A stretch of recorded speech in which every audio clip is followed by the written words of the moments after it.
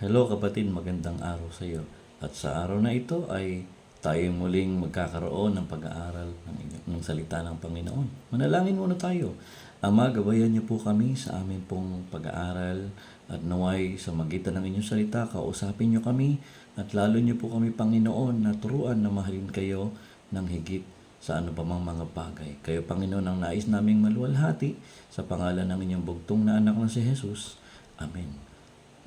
Okay, so sa umagang ito ay nais ko pong ibahagi sa inyo ang ating pag-aaral na magmumula po sa aklat ng 1 John. Sabi sa 1 John 2 verses 15 to 17, "Love not the world, neither the things that are in the world. If any man love the world, the love of the Father is not in him. For all that is in the world, the lust of the flesh, and the lust of the eyes, and the pride of life, is not of the Father, but is of the world. And the world passeth away, and the lust thereof. But he that doeth the will of God abideth forever." So sa umagang ito, may katanungan ako. Tayong mga Christians ay dapat nabubuhay sa pag-ibig, tama po ba? But are there things that we should not love? May mga bagay ba na dapat hindi natin mahalin? Magandang tanong yun, Kasi usually, pag-ibig dapat ang nagbubunsod sa atin. Pero may mga bagay ba na dapat nating hindi mahalin? So yun ang pag-uusapan natin at pinamagatan ko po ang ating pag-aaral ngayong umaga na Forbidden Love. Yes, so pag-usapan natin ito. 4 na bagay po ito. Una, sabi sa verse 15, "Love not the world, neither the things that are in the world. If any man love the world, the love of the Father is not in him." So makita natin dito sa ating pinag-uusapan na topic which is forbidden love. Yun nga, yung first point natin, yun din yung title ng topic natin, the forbidden love. Ano nga ba yung mga ipinagbabawal ng Diyos na dapat nating mahalin? Well, sang-ayon sa talata, liwanag, sabi ganon, love not the world. So, makikita natin na ang tunay na pagmamahal ay hindi lahat ine-embrace. Ang tunay na pagmamahal ay nagkakaroon siya ng pagpili. O ibig sabihin natin ay love distinguishes enmity. Ibig sabihin, may mga kaaway ang pag-ibig. Parang sa pagmamahalan ng mag-asawa Hindi pwedeng lahat mahalin ng asawa mo. Hindi pwedeng lahat ng the way na minamahal mo niyong isa't isa. So ibig sabihin, may mga pagmamahal talaga na exclusive lang, which is the second thing. Sabi nga nun, una, sabi sa first part, "Love not the world, neither the things that are in the world." So you have to know which to love. Love must distinguish what to love and what not to love. Okay? At ang sabi doon sa may ikalawang bahagi ng talata, "If any man love the world, the love of the Father is not in him." Alam niyo ibig sabihin ng Panginoon dito? Love demands exclusivity. Hindi lang love distinguishes enmity. Kung hindi, love demands exclusivity. Ibig sabihin, seloso ang pag-ibig. Ayaw niya na may kahati. So dapat, kung sa akin ka lang, parang ganun ang ibig sabihin ng Diyos nito. Hindi po pwedeng mahal mo si God, tapos mahal mo yung ibang bagay, mahal mo yung commitment mo sa ibang tao, mahal mo yung mga gusto mong gawin. Dapat walang kakompetensya si God pagdating sa pagmamahal mo sa Kanya. Dahil pagdating sa pagmamahal niya sa iyo, talaga namang ibinigay niya yung pinakasakdal. Yung pinaka-highest kind of love, binigay niya sa iyo.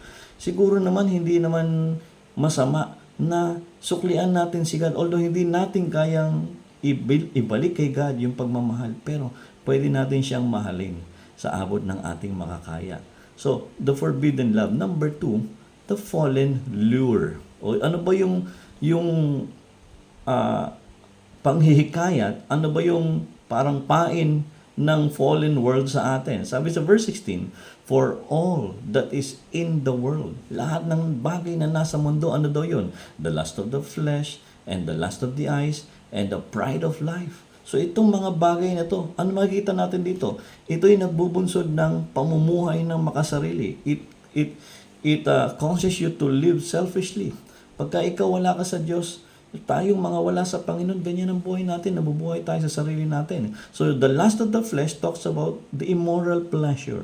Yung bang, basta magkaroon ka lang ng physical pleasure kahit na it leads to immorality, okay lang. May mga ganun mga tao pero hindi ho dapat yun. Ano pa? The lust of the eyes. Pag ito'y may kinalaman sa parang hindi mauhaw, matighaw-tighaw na kauhawan sa mga bagay sa mundo o yung tinatawag kong insatiable treasure na gusto mo makamit itong bagay ito. Hindi ka na nagsawa sa mga bagay na gusto mong hangarin at makamit.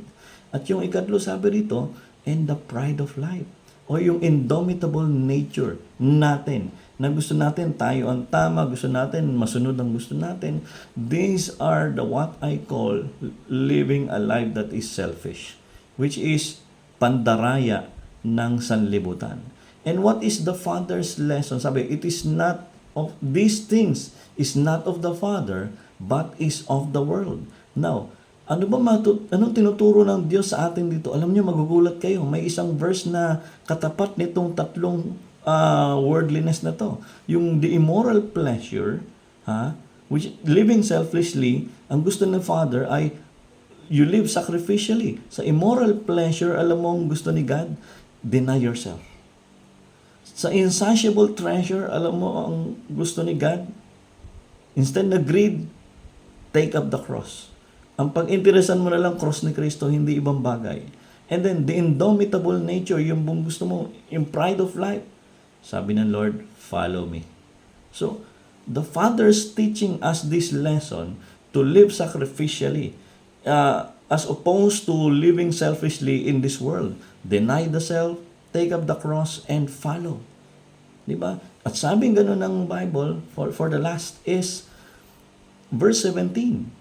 And the world passeth away, and the lust thereof. But he that doeth the will of God abideth forever. Now, dito, ikaapat na makikita natin, the fate, F-A-T-E, or ibig sabihin ng future.